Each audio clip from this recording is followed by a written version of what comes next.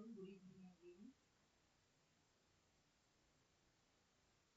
So, in last class, we have discussed about emasculation and bagging. Both were the techniques of artificial hybridization.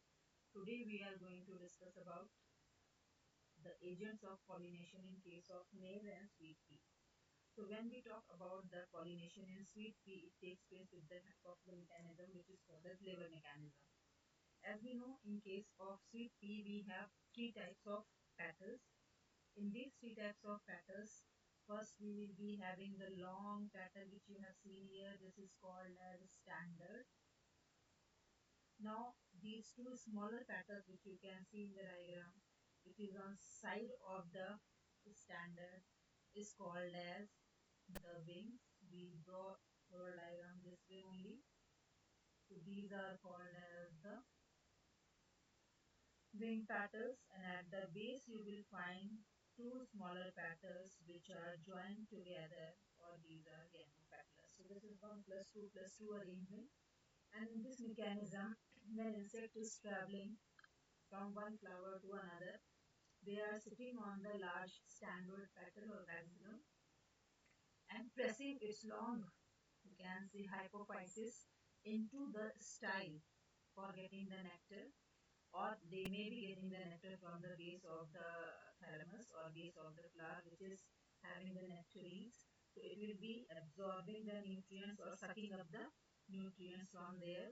In doing so, I mean, during this process, what happens? The pressure is created in the keels and the wings, and these 9 plus 1, this arrangement of stamen is called as 9 in group, 1 is separate. So this 9 plus 1 stamen will be touching the underside of the insect. So the pollen grains will be attached in the body of the or on the body of the insects. If this insect is already carrying some pollen grain of the same species, pollination occurs on this flower, or if it is traveling to the next flower, the same process happens, that the pollen grain which it is carrying from this flower will be pollinating the stigma of the another flower.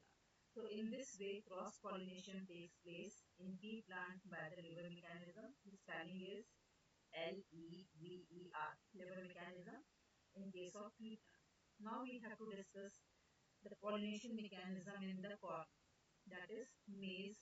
So corn cob, if you have seen, it is having the dull colored flowers, and in this flower, male and female structures are present on the different places. As we can see, these male inflorescence or tassels are present at the top, and the female inflorescence are present at the base.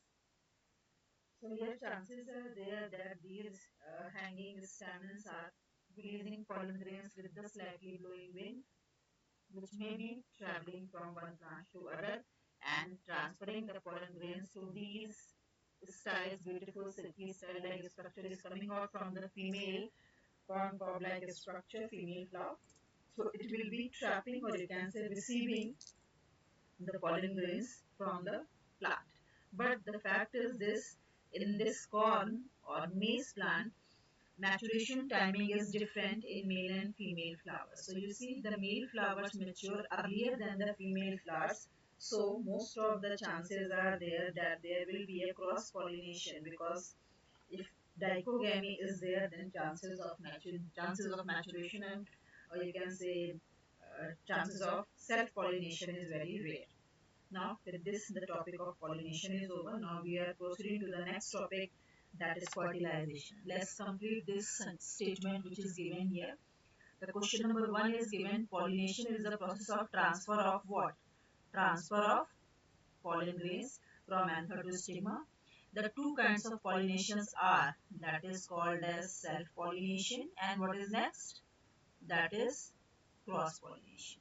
For self-pollination, the flower need not to be large and showy, or attractive, or showy, you can showy is attractive, so large and showy. For self-pollination, dash and dash must mature at the same time. What should be the answer? What should mature at the same time? Stamen and carpel. In some of the books, you may consider instead of stamen they are writing anther. That is also correct. And instead of carpel they are writing stigma. So both the answers are correct. You will get full marks on this. self-pollination does not yield what? Varieties. Which kind of varieties you will never get in the self-pollination? That is new varieties, because no new combination you will find. In dash pollination, there is much wastage of dash. So, in which pollination wastage takes place? In cross pollination, there will be wastage of pollen grains because they are transferred from one plant to other. This was a small exercise we have done. Now let's proceed to the major topic, that is fertilization. As we all know, process of fusion of male and female gamete is called as fertilization. But before discussing this particular process, we have to discuss the site of formation of male and female gamete and the structures which is shown over here. So let's say, what is pollen grain? When we talk about pollen grain is a very small structure having two membranes, outer exine and inner intine. Exine is made up of a thing which is called as sporopollen, a toughest material present in the plant, and the inner layer which later on comes out from the germ pore. This line then will be dissolved. So this is intine structure is making pollen tube, and this intine is made up of pectocellulose. Here the nucleus which is present inside the pollen grain is a haploid nucleus. Why haploid? Because it was formed after meiosis or reduction division. So this is one of the haploid nucleus. But soon this haploid nucleus will be dividing itself and producing the two nuclei. And what are those two nuclei? Making two cells, you can say. So in this pollen grain, when you will be producing two cells, these two cells will be larger, will be the tube cell, and this smaller lens shaped cell. This larger cell which I am making on the outer side, this larger cell is called as vegetative or tube cell with the larger nucleus, and the smaller nuclei which is produced is the generative cell. Ultimately, what will happen? This is called as two-celled stage. This is called as two-celled stage. Now we are proceeding to the three-celled stage. In this three-celled stage, what happens? This generative nucleus, which is again haploid, will be producing two male gamete. This pollen tube is produced from the intine from germ pore. So your tube nucleus is moving forward, followed by the two male gametes. So this is the tube nucleus followed by two small structures, and these two smaller structures are two male gamete, and this stage is called as three-celled or mature stage of pollen grain. Now you can see the similar diagrams given here. They are not giving you the first diagram directly, they are giving you second, third and fourth diagram. So this stage which you can see, this is the result of this stage where you are having this pollen grain, having this exine and a single nuclei. This is single haploid nuclei which is resulting into this two-celled stage where I told you this smaller structure. Here they are giving you the unequal division, and they have mentioned tube nucleus upper one, but practically this lens shaped structure is called as generative cell and the larger one is called as tube, but no problem, you can go as per your book. So two nuclei are produced. In detail you will study that in 12th. So here you can see the two nuclei are produced, where first is called as what? The bigger one is called as tube nuclei or the vegetative nuclei, and the smaller one is called as generative nucleus. Now this generative nucleus is responsible for the formation of two male gametes. But when pollen tube is formed, you have to see carefully that tube nucleus is taking the first position, followed by the generative nucleus, and this generative nucleus will be dividing and giving rise the two male gametes. So ultimately two male gametes are produced from one generative nucleus. This was all about the male part. Now let's move to the female part of the plant that we know, that is called as pistil. So in this pistil we are having three parts that we already know, that is ovary, style and stigma. Stigma and style is just acting as a passage for the transfer of receiving. Stigma is receiving the pollen grains and style is just acting as a passage for the movement of the pollen tube till the site of fertilization, which is embryo sac. Now this structure is called as the ovary. Inside ovary what is present? Ovule is present. Inside ovule what is present? Embryo sac is present, and inside the embryo sac what is present? Egg cell is present.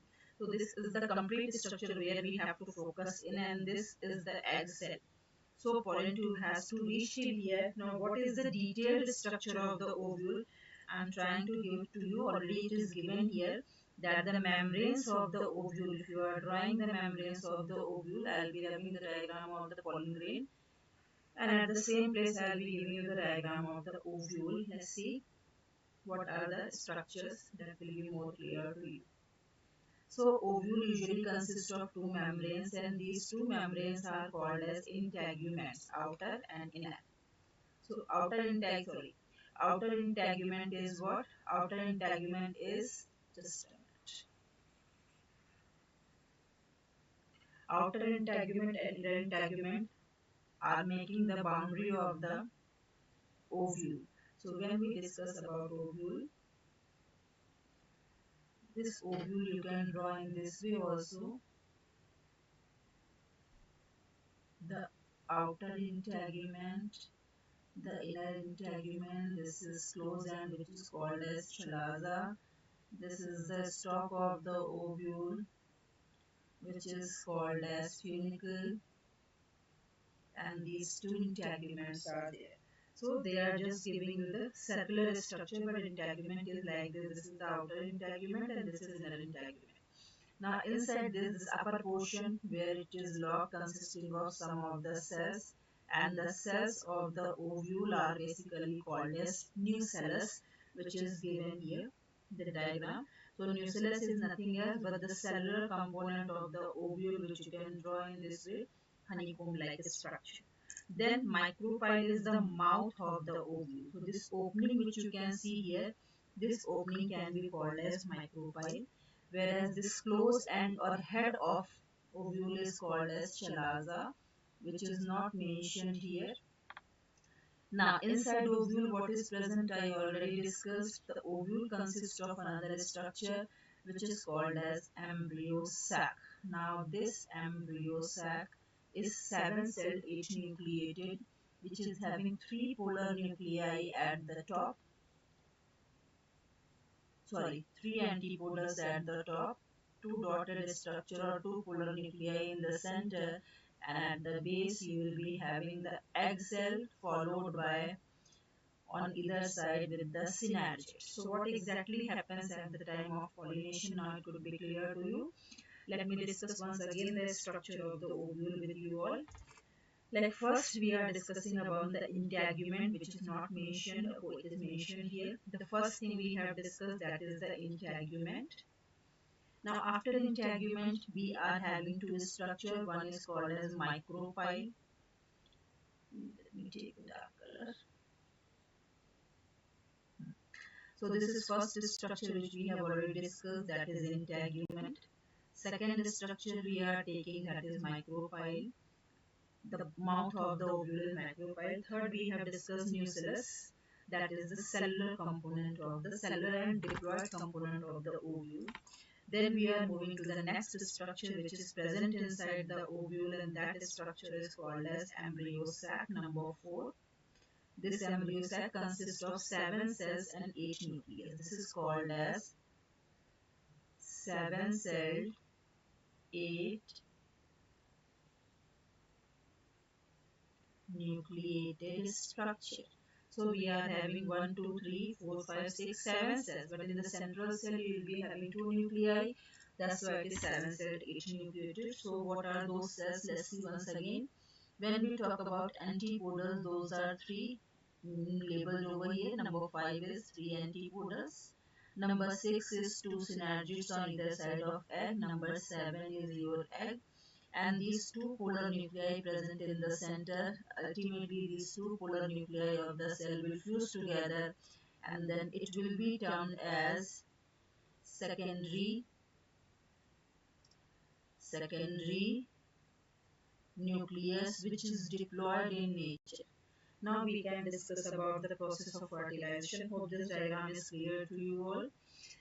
Now we will be discussing the process of pollen pistil interaction and fertilization ultimately.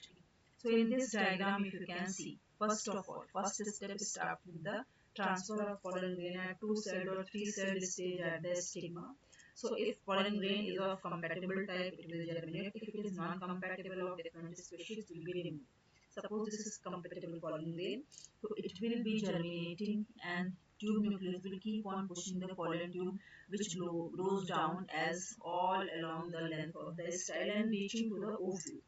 At ovule, it will be having three options for the entry. If it is going from the chalazogamy, if it is going by the micropyle, porogamy, it may be possible it may go from the integument, that is called as mesogamy. But in your book, you have to only focus this site, that is porogamy.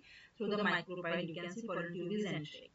Now, third thing we have to discuss here, how it is entering inside the embryo sac. So entry of pollen tube in the embryo sac is taking place with the help of filiform apparatus of synergid. The synergids are consisting of some finger-like projections which will actually receive pollen tube, and then this synergid will burst and will be releasing out two male gametes inside the ovule. Now these two male gametes will ultimately cause the process of fertilization, which is called as double fertilization in case of angiosperm, which we will be discussing in the next class. Thank you.